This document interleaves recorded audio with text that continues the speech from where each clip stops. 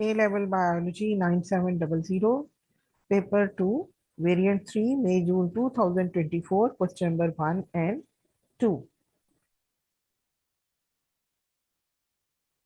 Now, question number 1 is, the Zika virus is a pathogen that can infect human cells. Figure 1.1 is a drawing of the structure of the Zika virus. And you can see the labelings A and B. In figure 1.1, structure A is made of protein. Structure A is made up of protein, and name the structure A. The name of structure A, and then we have to write the name of the structure B. So first of all, structure A, I'm going to write the name of the structure A, which is a capsid. And capsid is the protein shell in which the genetic material is enclosed. So I will write over here capsid. So this is the protein shell, and B is the RNA. Single strand is there, so it is RNA. And you know the viruses contains RNA or DNA inside the capsid. So here there is single strand, so it is RNA. If it is double strand, then it can be the DNA. But here we can see the only one strand, which is RNA. Now the next question is, figure 1.2 is a transmission electron micrograph of human kidney cells infected with Zika virus. Here you can see the infected cells. They are the infected cells here. So they have given us the diameter of these infected viruses, and the magnification is about 200,000. So here you can see the question is, calculate the actual diameter. So we have to calculate the actual diameter of Zika virus using the line XY in figure 1.2. Show your working. Students, you have to measure this line. It is about 10 millimeter because I have measured it with a scale. So we will use this information and the magnification to find out the actual diameter. So actual diameter is equal to,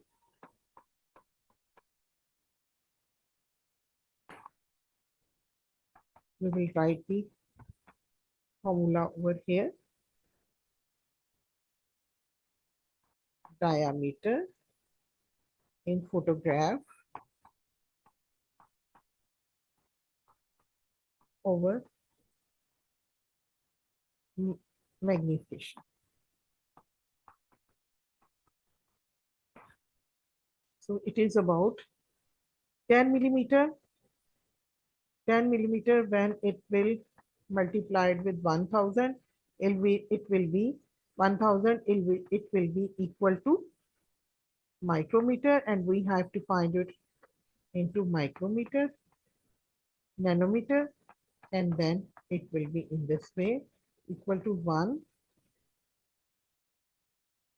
3, 4, 5, 6, and 7 nanometer. So we will use these values into the formula. 1,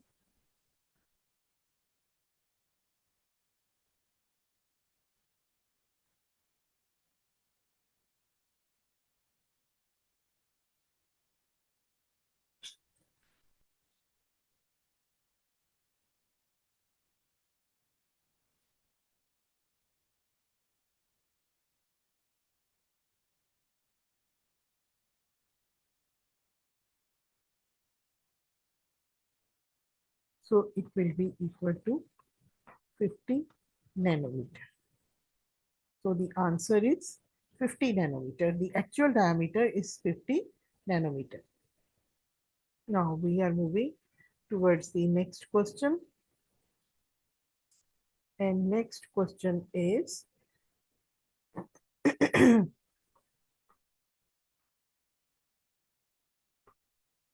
we have written the unit. So you don't need to write this unit if it is already written. So I'm going to remove it. Now, a magnification of 200,000 cannot be achieved by light microscope. The resolution of a transmission electron microscope is also higher than a light microscope. So describe what is meant by the resolution of a microscope. Actually, students, resolution is or the resolution of an image is a measure of the level of detail in an image, and it is usually expressed in pixel per inch, ppl we will say, or dots per inch. A high resolution means more detail and a sharper image. So I would like to say this is the little bit information about this. So they have asked about what is this. So this is the detail about any image which is given to you. As for example, I would like to say there are two posts which are side by side, or if you have two dots which are very close to each other. So resolution will show us two different. If resolution is very small, so what will happen? We can see that there is only one dot over there. So, but when the resolution will be high, we can clearly see that there are two dots. So in this way, would like to say, actually, this is the ability to distinguish between 2 points. So this is according to your uh, marking scheme. But here I would like to write both of these. Image resolution is a measure of the level of detail in an image. Or the second, which is written in your marking scheme, is the ability to distinguish between 2 points, as I had already explained you, the distance between two dots or 2 points, you can say.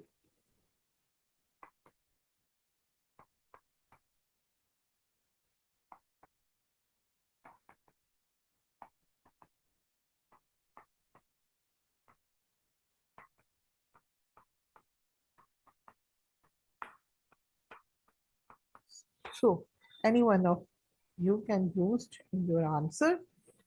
Now we are moving towards the next question. The vector for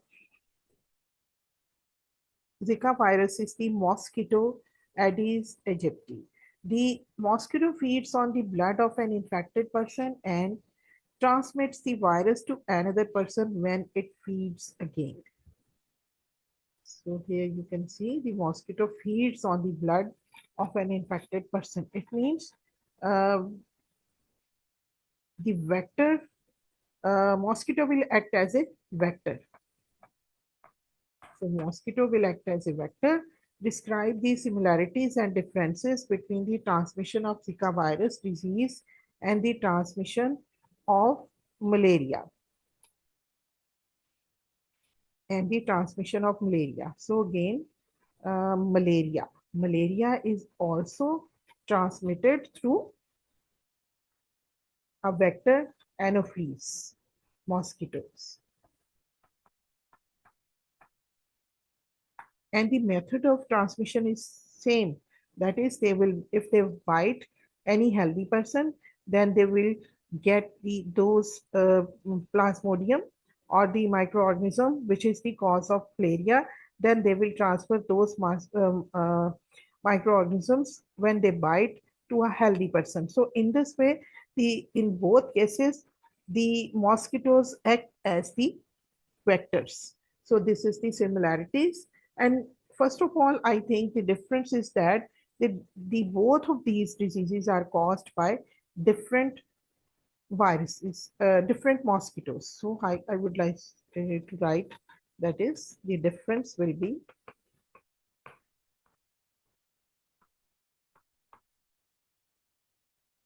both of these diseases are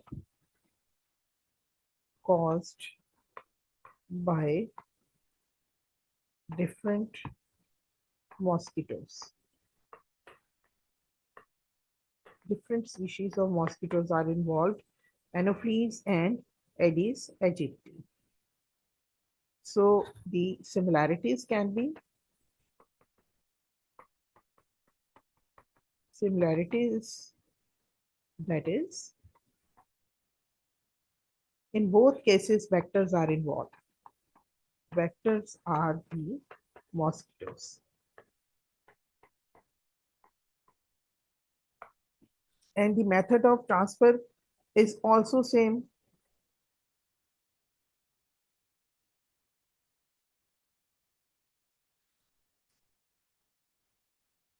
Both of the diseases are transferred by the same method of transmission.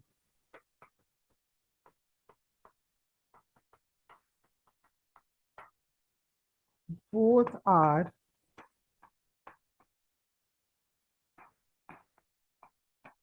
blood-borne species. So these can be the similarities and the differences, and the method are same. That is, the mosquito feeds on the blood of an infected person and transmits the virus to another person when it feeds again to a healthy person. So in this way, the method of transmission in both of these mosquitoes is same. And vector is that type of a species of organism uh, which transfer the microorganisms from one person to the other. So in this way, in both cases, the mosquitoes will act as the vectors, and here you can see the Zika virus will cause the uh, other disease, which is also in which the blood is infected, and the same in the malaria. It takes place, the blood is also affected. So in this way, these two types of diseases have similar to some extent, and they are different because they are caused by the different mosquitoes, different type of mosquitoes. So here we go with the question. Next, Zika virus vaccines have been developed by scientists. So one of the vaccine contains small protein from the Zika virus. Explain how giving this vaccine to a person can lead to the development of a long-term immunity against Zika virus disease. First of all, I would like to say what are vaccinations. So, or vaccines, or the process of giving vaccines to the persons is called as vaccination. So, explain this, giving vaccine to a person can lead to the development of long-term immunity against Zika virus disease. So, we have to explain this. First of all, the vaccines work by introducing a weakened or inactive form of virus or bacteria or a small part of it. The vaccines contain dead or inactive form of bacteria or virus. So when they are, you can say, injected to person, so what happens? The vaccine will introduce the antigens, which will minimize the real virus or the bacteria. So in this way, the immune system will be activated and then recognizes the antigens as foreign and starts producing antibodies to fight it off. So as a result of this activation and the formation of antibodies, some of the immune system cells will become a memory cells which remember the antigen and can quickly respond if the body encounters the real virus or bacteria in the future. So in this way, the memory cells provide long-term immunity. It means the body is prepared to fight off the disease if it is exposed again. So in this way, I would like to say that the by giving this vaccine to the person can lead to the development of long-term immunity against Zika virus disease. So I would like to write all these points which I have told you. So first of all, when vaccine is injected into the body, vaccine is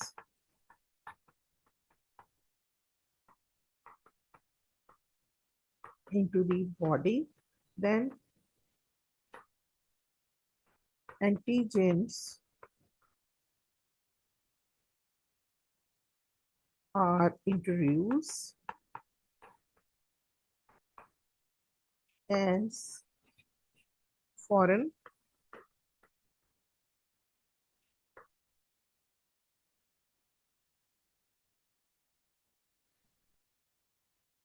foreign bodies, and then it will activate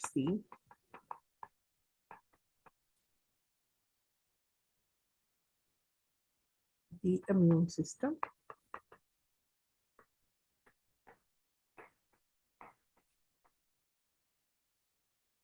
which will start producing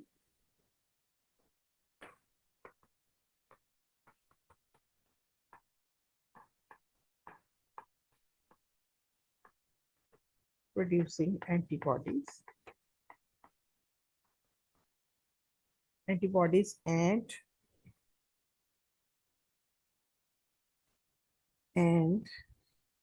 some of the cells of immune system.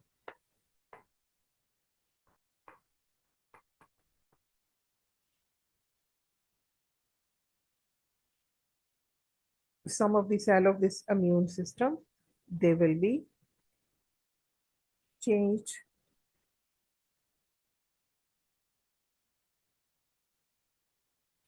into the memory cells.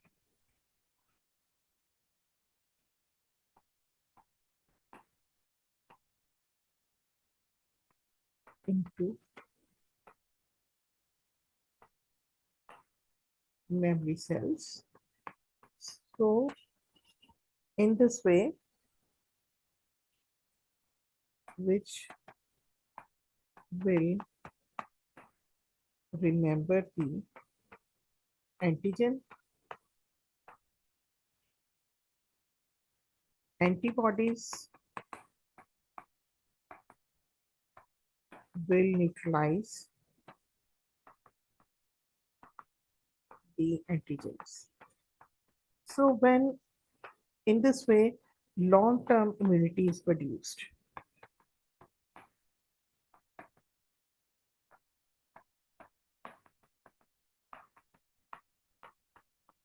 So on when the second time the same type of antigens are entered into the body, already memory cells are there, so they are easily recognized by the immune system, and they immediately start making the antibodies against them. So in this way, the body is provided with long-term immunity.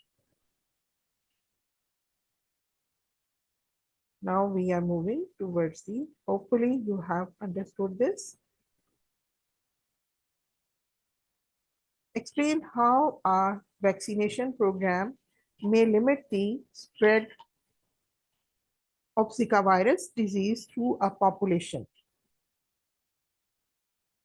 Here, I think we can give an example of the herd immunity. So, in this way, you can see when there is a vaccination program against the different type of viruses or different type of microorganisms which cause different type of diseases in whole population. So at that time, if vaccination program is very helpful, so it gives awareness to the people. So when most of the people are vaccinated, and then the risk of of this disease, uh, you can say it can be reduced. So in this way, the vaccination program is very helpful because in this way it can limit the spread of the Zika virus from a population.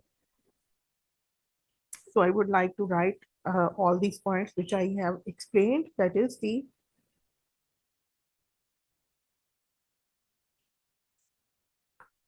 it can reduce the spread of disease because most of the population is vaccinated, or it is an example herd immunity in which most of the people are immunized, remaining some of them which don't get vaccination. So in this way, the whole population is saved, or most of them are saved.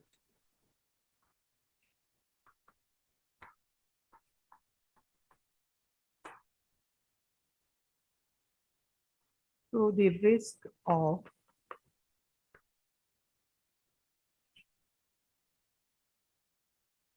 disease is ultimately reduced.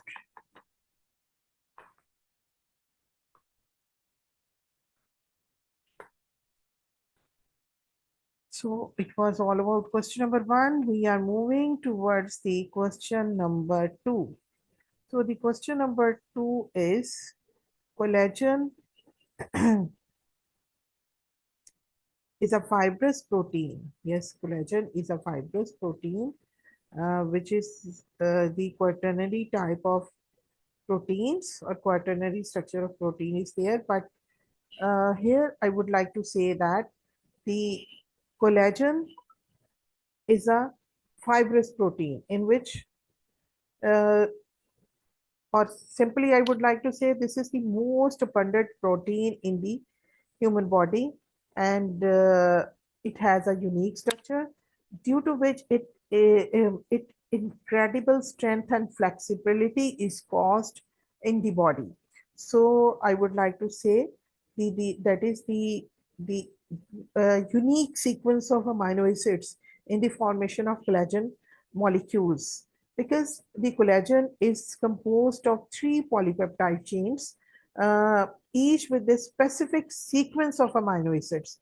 So there will be the repeating pattern of glycine molecule, which is the simplest molecule, or the smallest molecule, or the smallest amino acid, I would like to say. Every third amino acid in the formation of this polypeptide chain is used. So in this way, glycine is very smallest, or you can say, but there is these, you can say the polypeptide chains are, you can say, form a helix, but that is not very tight. It is very loose formation of these molecules is there.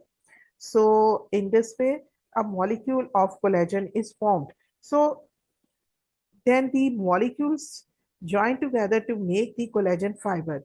And the collagen fibers are tough, rope-like structure which provides the strength and support to various tissues in the body.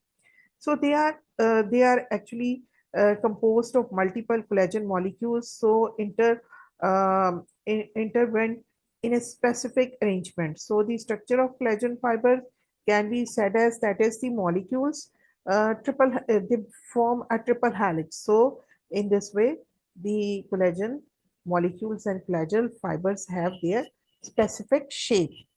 Now I am going to write these details which I have told you.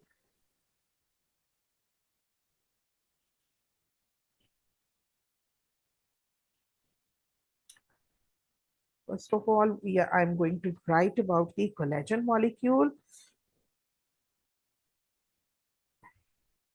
has very structure of protein, abundantly present in body parts, and it has unique structure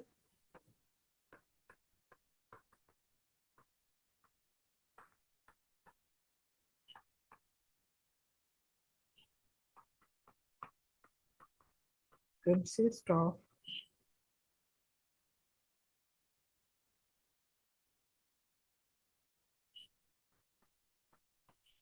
three polypeptide chains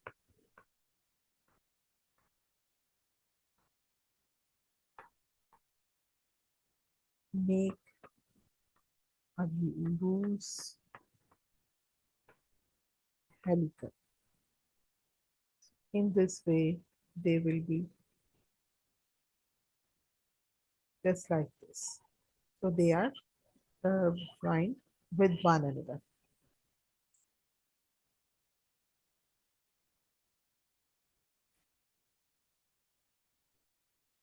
And the amino acid sequence is also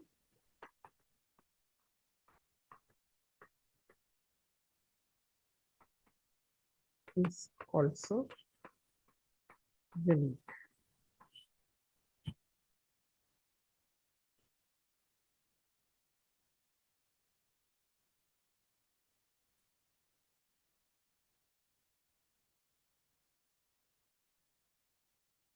Every third amino acid is glycine, which is the simplest molecule. That is, in this way, I would like to draw this.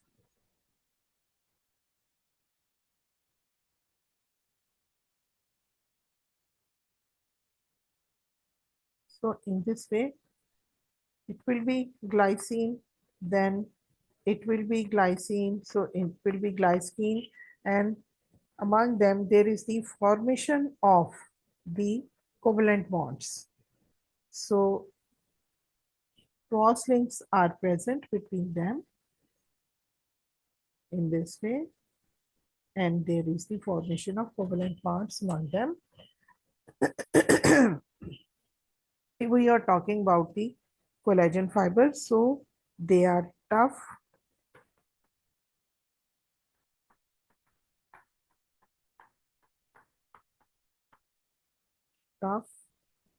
rope-like structure.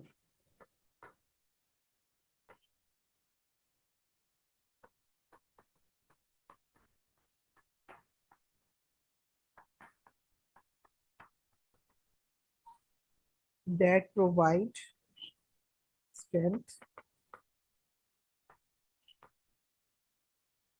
and support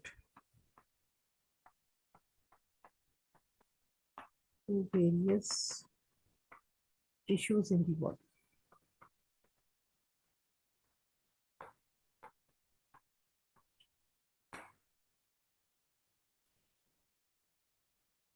And then I would like to write about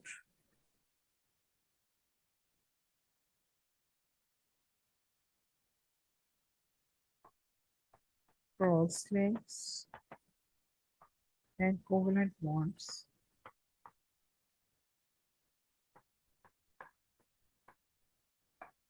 found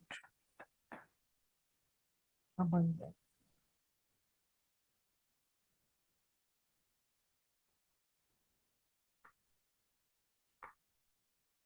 So in this way, you can see they are uh, give a unique type of support and strength to the body. So the multiple collagen molecules, they will collide together, they will join together to make this rope-like structure of the collagen fiber. So it was all about this. I would like to move towards the next question. And next question is,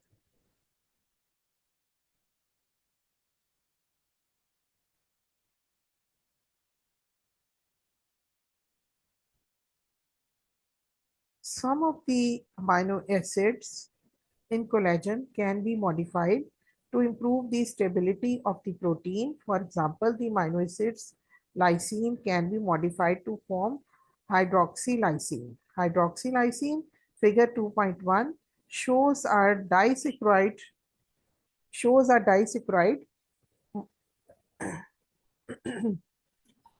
uh, 1 minute, uh, disaccharide uh, bonded to the amino acid hydrolysine in a collagen molecule. The disaccharide is made from two monosaccharides, which are indicated by the labels T and E. So these are here. I would like to see all these little bit moving in the upward direction. So this is T and E. So give the precise name of the monosaccharide labeled in figure 2.1. So here you can see the OH molecule is in the downward direction. So this is ring structure or the alpha glucose. So we will write over here, this is alpha glucose.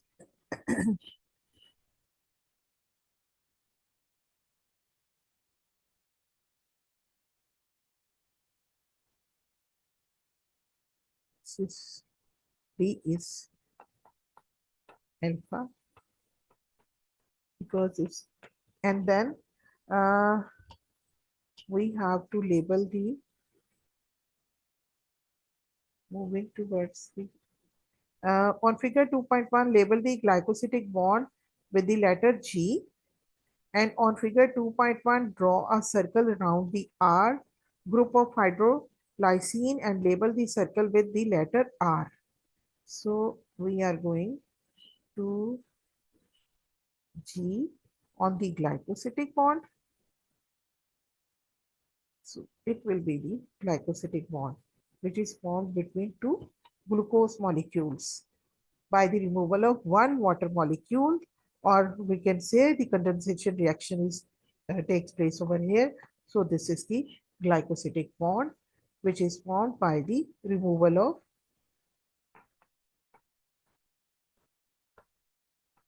one water molecule, or you can say the condensation reaction simply. And next we have to draw a circle around in this. We have to write R over here.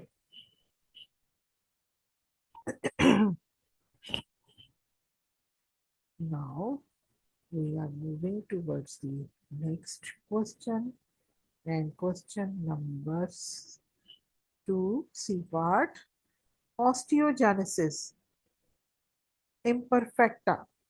Osteogenesis imperfecta is a disease that results from a deficiency of collagen. Suggest how a named tissue or structure is affected in a person who has this disease. So osteogenesis imperfecta primarily affects tissues rich in type 1 collagen, the most abundant collagen in the human body. Here are the, you can say, the main tissues which are affected by osteogenesis imperfecta. So they are, they can be the bones, which are,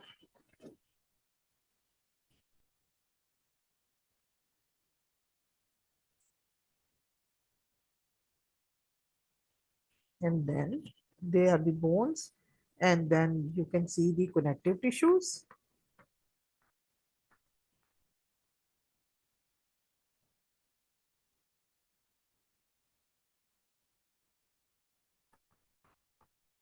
or tendons. So bones becomes, as a result of this disease, the bones becomes brittle, and then the connective tissues and the tendons all also, they become connective tissues, and they will become weaker because they connect the tissues and the ligaments as well.